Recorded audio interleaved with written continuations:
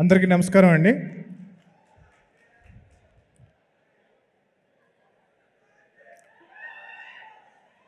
ఈ సినిమాకి అందరికన్నా ముందు నిరంజన్ రెడ్డి గారికి, మా ప్రొడ్యూసర్ గారికి థ్యాంక్స్ చెప్పుకోవాలి. ఆ రోజు ఆయన నన్ను నమ్మి ఈ సినిమాని చేయమని ముందుకి ఎప్పుడైతే ప్రోత్సహించారో ఆ రోజు నుంచి ఈ రోజు వరకు is given unparalleled support, and I'm really lucky and fortunate to have met you, sir. ప్రతి డైరెక్టర్కి ఇలాంటి ఒక ప్రొడ్యూసర్ దొరకాలని కోరుకుంటున్నాను. సినిమా తీయడం అంటే ఒక పెద్ద యుద్ధమేనండి. మనకి మేకింగ్ వీడియోలో చూపిస్తారు కదా, అలాగా ఫన్ స్టఫ్ ఏ ఉండదు. So lot of effort, lot of journey, lot of fight. So almost ఒక వార్ లాంటిది ఒక సినిమా తీయడం అంటే. తేజ ఎందుకన్నట్టు నేను ఒట్టి చేతులతో ఈ ఫైట్ చేయలేను. సో నాకు కూడా ఒక వెపన్ కావాలి. సో నా ఫైట్కి అంటే నాకు ఆల్మోస్ట్ 12 ఏళ్ళు పట్టింది. మా డాడీకి చెప్పాను, నేను ఏం లేదు నాన్న, నేను చాలా టాలెంటెడ్, 1 ఇయర్లో డైరెక్టర్ అయిపోతున్నాను. బట్ 12 ఏళ్ళు పట్టింది నాకు డైరెక్టర్ అవ్వడానికి. సో ఈ వార్లో, ఈ ఫైట్లో నాకు మేజర్గా ఒక వెపన్లా నాకు హెల్ప్ చేసిన Teja, thank you so much. So అంటే సినిమా తప్పితే అంటే నేను కూడా ఎక్కువ 24/7 సినిమా గురించి ఆలోచిస్తాను. బట్ నాకన్నా ఎక్కువ అంటే నాకు తెలిసిన నిద్రలో కూడా, కళల్లో కూడా సినిమా తప్పితే వేరేదేమో ఆలోచించాడు తేజ. సో అంత సినిమా పిచ్చి. మా టెక్నీషియన్స్, కాస్ట్ అండ్ క్రూ అందరికీ చాలా చాలా చాలా థ్యాంక్స్. మీ అందరికీ పేరు పేరున ధన్యవాదాలండి. సో మా టెక్నీషియన్స్ అండ్ కాస్ట్ కన్నా వాళ్ళ ఫ్యామిలీస్కి నేను ధన్యవాదాలు చెప్పాలనుకుంటున్నాను. అంటే సినిమా అంటే ఇట్స్ నాట్ అంటే వీళ్ళే కాదండి, బట్ మనకి ఎవరైతే ముందు కనిపిస్తారో టెక్నీషియన్స్, వీళ్ళ పేర్లు క్రెడిట్స్ వేస్తూ ఉంటాం కదా. సో వాళ్ళకన్నా మోర్ ఇంపార్టెంట్ వాళ్ళ ఫ్యామిలీస్ అనమాట. ఎందుకు అంటే it's not easy to support someone who works in cinema. అందరికీ ఒక చిన్న చూపు ఉంటుంది, మీ వాడేంటి సినిమాల్లో ఉన్నాడా అనేది ఒక చిన్న చూపు ఉంటుంది. సో అవన్నీ తట్టుకుంటూ మనల్ని సపోర్ట్ చేస్తూ, ప్రోత్సహిస్తూ మనల్ని ముందు తీసుకెళ్ళేది మన family. So may it be your parents, your wife, your sister, ప్రతి ఒక్కళ్ళు, మా సినిమాకి పనిచేస్తున్న ప్రతి ఒక్కళ్ళు, టెక్నీషియన్ అండ్ కాస్ట్, వాళ్ళ ఫ్యామిలీస్కి థ్యాంక్ యూ సో మచ్. మీ లైఫ్లో మీ ఫ్యామిలీ మెంబర్ మీకన్నా నాతో ఎక్కువ గడిపారు లాస్ట్ 3 years. సో అది అలౌ చేసి నందుకు చాలా చాలా చాలా థ్యాంక్స్. సో నేను చెప్పాను కదండి, సినిమా అనేది ఒక యుద్ధం అని చెప్పి.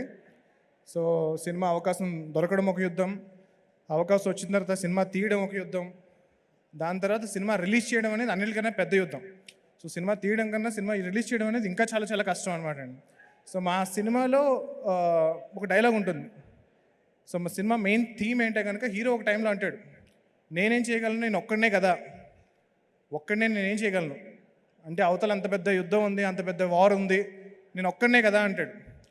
అప్పుడు ఒక క్యారెక్టర్ చెప్తుంది, సో ఒక్కడవే కాదు, సో ధర్మం కోసం నిలబడిన ప్రతి ఒక్కడి వెనుక హనుమంతుడు ఉంటాడు. సో ఎప్పుడు నువ్వు ఎవరన్నా కానీ, మా సినిమా మెయిన్ థీమ్ అది. మీరు కనుక ధర్మం కోసం పోరాడితే కనుక, మీరు నమ్మిన దానికోసం, ఒక రైటియస్నెస్ కోసం ఫైట్ చేస్తే, మీరు ఎప్పుడు ఒక్కరు కాదు, మీ వెనకాల ఆ హనుమంతుల వారు ఎప్పుడు ఉంటారు.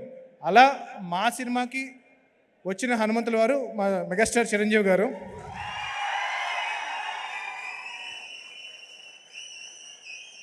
సో తేజకి చిరంజీవి గారితో ఉన్న అనుబంధానికి మా ఫస్ట్ జాంబిరెడ్డికి అడగచ్చు మేము, దానికి ముందు మేము అల్లి ఆయన అవకాశం అడగచ్చు. బట్ ఎప్పుడు మేము అంత అర్హులం అని చెప్పి మేము ఎప్పుడు ఫీల్ అవ్వలేము.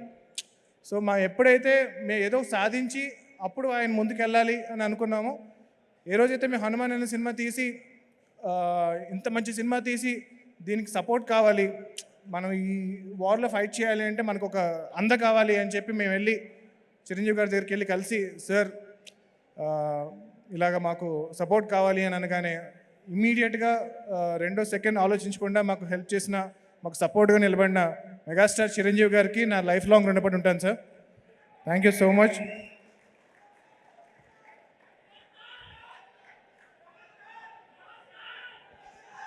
సో చిన్నప్పుడు నేను పాలకొల్లో చిరంజీవి గారి కటౌట్ల మీద పాలాభిషేకాలు చూస్తూ పెరిగాను. సో అలాంటి చిరంజీవి గారి ముందు ఈరోజు స్టేజ్ మీద నిలబడ్డాను. సో నేను స్టేజ్ మీద ఉన్నా సరే నాకు ఇంకా చిరంజీవి గారు అంతే హైట్లో కనిపిస్తున్నారు. ఎప్పుడు చిరంజీవి గారు నేను అలా కింద నుంచి చూడడం, ఆ మెస్మరైజ్ అయిపోవడం అనేది it's a moment that I will never forget. So అందరికీ చాలా థ్యాంక్స్ అండి. సో హనుమాన్ ఫిల్మ్ వచ్చేటప్పటికి ఇట్స్ సూపర్ హీరో ఫిల్మ్. మనం చాలా సోషల్ ఫ్యాంటసీ సినిమా చూసుంటాం. మనకి అన్నిటికన్నా దగ్గర రెఫరెన్స్ అంటే కనుక జగదీక్ వీరుడు అతిలోక సుందరి చూసాం చిరంజీవి గారిది. సో ఒక ఫ్యాంటసీ ఫిల్మ్. సో శ్రీదేవి గారు లాంటి ఒక ఇంద్రజ అనే ఒక క్యారెక్టర్ ఒక పైనుంచి రావడం, దాంతో చిరంజీవి గారి క్యారెక్టర్ ఇంటరాక్ట్ అవ్వడం, పవర్స్ రావడం, రింగ్. సో నా చిన్నప్పుడు చాలా చాలా పెద్ద బ్లాక్ బస్టర్ అయిన సినిమా అది. సో అలాంటి సినిమాలు వచ్చి చాలా రోజులు అయిపోయింది. సో ఇది కూడా నేను కొంచెం కూల్ ఉండడానికి కోసం సూపర్ హీరో ఫిల్మ్ అని పెట్టాను, కానీ ఇది proper Telugu socio fantasy film. So ఈ సంక్రాంతికి మీరు మీ పిల్లల దగ్గర నుంచి మీ పెద్దల వరకు అందరినీ హ్యాపీగా తీసుకుని వెళ్ళి ఎంటర్టైన్ అయ్యే సినిమా ఈ హనుమాన్. సో ఇది హనుమంతుల వారి సినిమా కాదండి, హనుమంతుల వారి కథ కాదు. సో చాలా క్లియర్గా చెప్తున్నాను. ఒక నార్మల్ మీలాంటి నాలాంటి అంటే చిరంజీవి గారు లాంటి కాదు, చిరంజీవి గారు చాలా మహానుభావుడు. సో మీలాంటి నాలాంటి ఒక నార్మల్ పర్సన్కి శక్తులు వస్తే అతను ఏం చేయగలుగుతాడు, ఒక ధర్మం కోసం ఎలా పోరాడతాడు అనే కథ ఇది. చాలా ఎంటర్టైనింగ్గా చెప్పాం. ఈ సంక్రాంతికి తప్పనిసరిగా మీ ఫ్యామిలీ అందరూ వచ్చి థియేటర్కి సినిమా చూడండి, చాలా ఎంజాయ్ చేస్తారు. And thank you so much for coming here sir. I'm really grateful to be standing on the stage and talking in front of you. ఒక్కసారి జై శ్రీరామ్, జై హనుమాన్.